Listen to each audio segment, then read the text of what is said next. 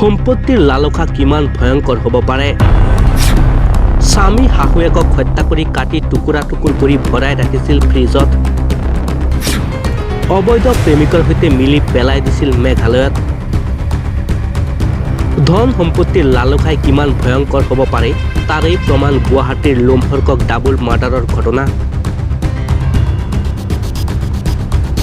বন্ধনা কলিতা নামৰ এগৰাকী মহিলাই অবৈধ প্ৰেমিক আৰু প্ৰেমিকৰ বন্ধুৰ সৈতে মিলি হত্যা কৰিলে স্বামী আৰু শাহুৱেকক। হত্যাৰ পিছত মৃতদেহ কাটি টুকুৰা টুকুৰ কৰি 3 দিন ধৰি ফ্ৰিজত সুমুৱাই ৰাখিছিল মৃতদেহ। এই ঘটনাই জোকাৰি গৈছে সমগ্ৰ ৰাজ্য। সূত্ৰ অনুসৰি 7 মাহ পূৰ্বে সংঘটিত হৈছিল এই লোমহৰ্কক ঘটনা।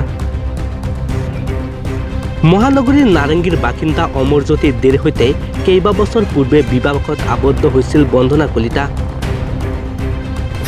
কিন্তু কিছুদিন দুয়োৰে মাজত সম্পৰ্ক ঠিকেই চলিছিল।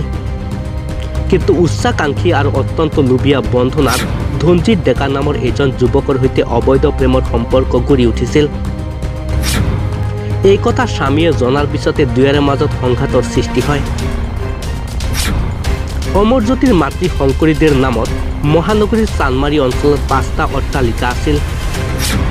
তাৰেই এটা অট্টালিকাত মাতৃয়ে অকলে বাস কৰিছিল।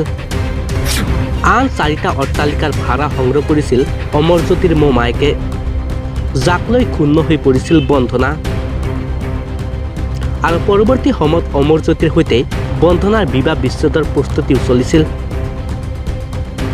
কিন্তু 7 মাহ পূৰ্বে বন্ধনাই স্বামী আৰু শাহুৱেকক নিৰুদ্দেশ হোৱা বুলি এজাহাৰ দাখিল কৰিছিল নুনমাটি থানাত। বন্ধনাই দাখিল কৰা এজাহাৰৰ ভিত্তিত আৰক্ষীয়ে অব্যাহত ৰাখিছিল তদন্ত। কিন্তু ইয়াৰ মাজতে বন্ধনা কলিতাই আন এখন এজাহাৰ দাখিল কৰে। এজাহাৰত শাহুৱেকৰ একাউণ্টৰ ধন অমৰজ্যোতিৰ মোমায়েকে সৰুলো কৰা বুলি অভিযোগ উত্থাপন কৰে। কিন্তু আৰক্ষীয়ে তদন্ত কৰি ইয়াৰে এটা একাউণ্টৰ পৰা বন্ধনাই 5 লাখ টকা উলিয়াৰ তথ্য লাভ কৰে। তাৰ পিছতে বন্ধনাৰ ওপৰত আৰক্ষীৰ সন্দেহ উপজে। ইয়াৰ পিছত 17 ফেব্ৰুৱাৰীত বন্ধনাক আটক কৰে।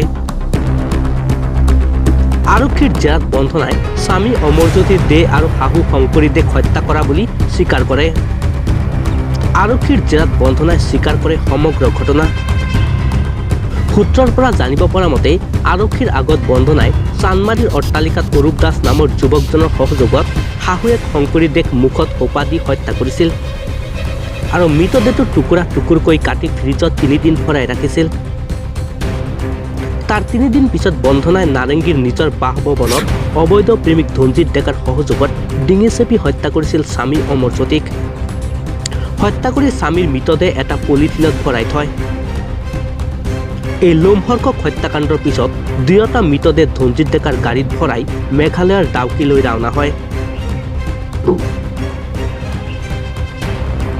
ডাউকিত 3 হত্যাকাৰীয়ে মিলি মৃতদেহৰ টুকুৰা পথৰ দাঁতিৰ খাবৈত পেলাই দিয়ে। এই তথ্য লাভ কৰাৰ পিছত আৰক্ষীয়ে ধনজিৎ ডেকাক তিনিচুকীয়াৰ পৰা আৰু ধনজিৎৰ বন্ধু অৰূপ দাসক খানাপাৰাৰ পৰা গ্ৰেপ্তাৰ কৰে। আজি পুৱা 3 হত্যাকাৰীক লৈ মেঘালয়লৈ ৰাওনা হয় আৰক্ষীৰ এটা দল। দুয়োটা মৃতদেহৰ সন্ধানত অভিযান আৰম্ভ কৰে আৰক্ষীয়ে।